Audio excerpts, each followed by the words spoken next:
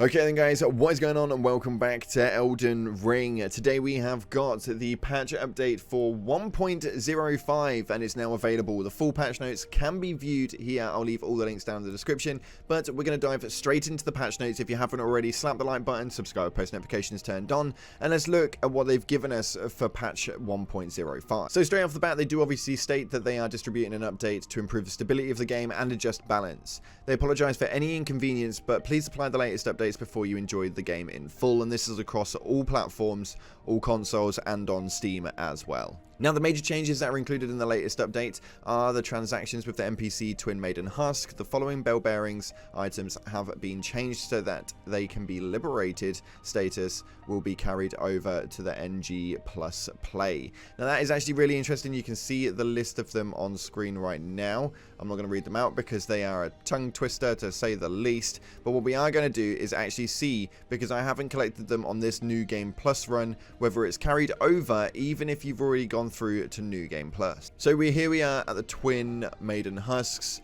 and already I can see that I can't offer anything to them, and there is no gravity stones or anything like that. So I'm going to suggest that you do have to manually re-get them again, go into New Game Plus, and it will be carried over.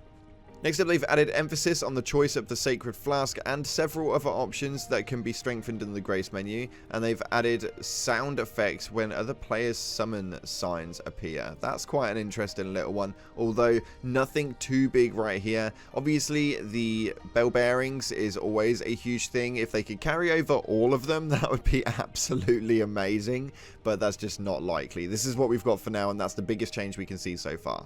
Okay, so some really big bug fixes today. Some ones that are actually going to stop a lot of glitches that are essentially apply infinities to other things. So this one right here, where it's fixed a bug where the equipment could be changed from the equipment menu during the use of a skill under certain circumstances. So essentially what people were doing was, if you utilized your L2 Ash of War ability and quickly went to your menus and switched over your weapon, you were able to apply the affinity to the weapon in the right hand. It's a little bit crazy how it works, but it doesn't work anymore. They fixed a bug where the Warcry skill, where the effect was applied to a weapon that was not a target of the skill, which essentially means that that buff now that could go on anything is now not going to.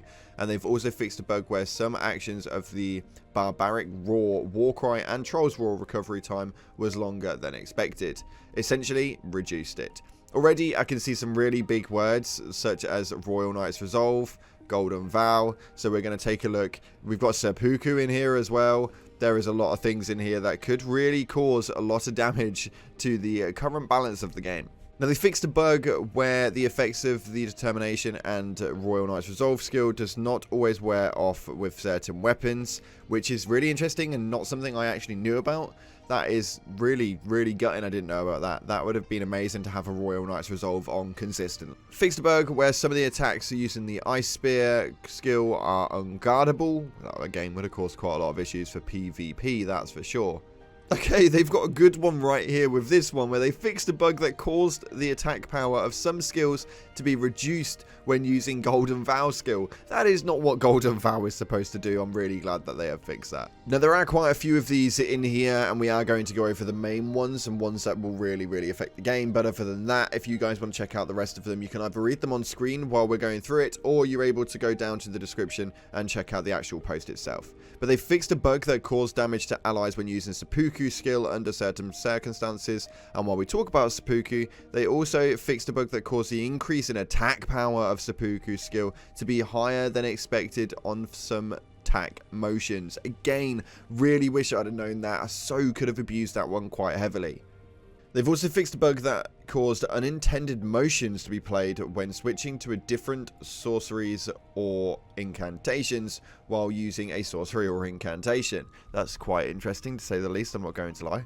Okay, the Claw Talisman is a big one for a lot of builds right now, and they fixed a bug where the Claw Talisman effect was not applied when jumping with the Star Scourge Great Sword in both hands. That is interesting. And I'm glad that they fixed that. Oh, they fixed the bug with the bow and the bolts. So they fixed the bug in which arrows and bolts that did not match the type of long-range weapon could be released in certain procedures.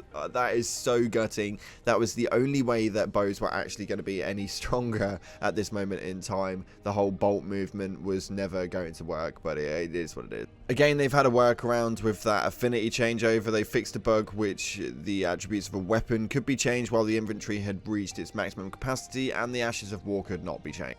Again, for some of you guys, this is going to cause a bit of a struggle, but they fixed a bug that caused the boss Melania to have a low HP under certain circumstances, which I know for a lot of you guys would have been well helpful, because I know a lot of people struggle with Melania, but again, it's one of those. A very, very, very old bug right here, which you were able to essentially stand on side of the outside of like one of the rooms with the fog in it, and if you knew where the boss was spawning, you could send in like the gravity balls, the rock sling, and you were able to sling it through the fog and cause damage to the boss without even being in there. Well, they've actually fixed the bug now that allows enemies to be attacked from outside of the fog in certain areas, so that is now gone.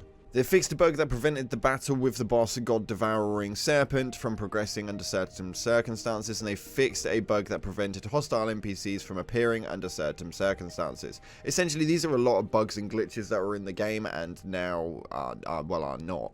They fixed a bug that prevented the event of the NPC Alexander Warrior Jar from progressing under certain circumstances again. Got one here for Alexander Warrior Jar. They fixed a bug that prevented the NPC from progressing under certain circumstances, so if you've not got through that now, you should be able to get through it. And they fixed an issue where the item Sacred Flask is not restored after destroying a group of enemies under certain circumstances. There's a lot of things that are under certain circumstances, to say the least. This one right here has got an additional note to it, but it says it's fixed a bug that under certain circumstances, which is a really hard sentence to say, I may add. After defeating the boss at Star Scourge Radahn, the user could not move from the map to the Grace. If you cannot move from the map to the Grace, you can move to the Grace by touching the Grace site.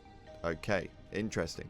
They fixed the site of graces that were broken, so you can now obviously find all of them, no qualms whatsoever. And they've obviously fixed the bug that prevented some graces from being able to be touched when approached under certain circumstances as well.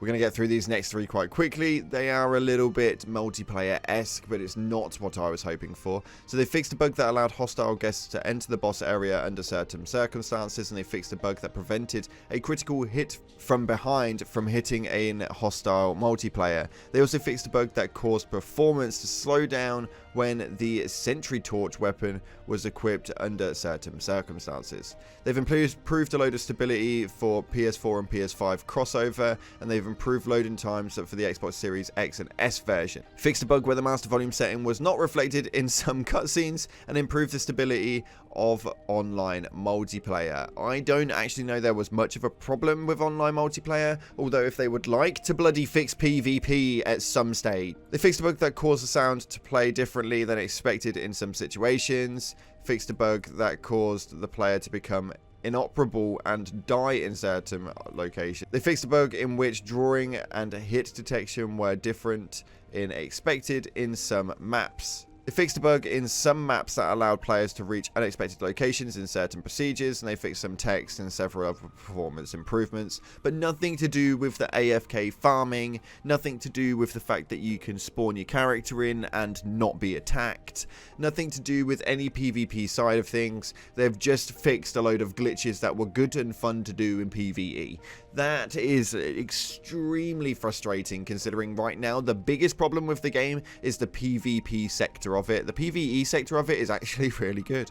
Now they've got some additional modifications for the PC version only, so for you PC players, they've added keyboard and mouse operations that can be input in press any button on the title screen, added the return to desktop to the system item on the main menu of exiting the game, and they've changed it so that the mouse click input is not reflected when switching windows to active.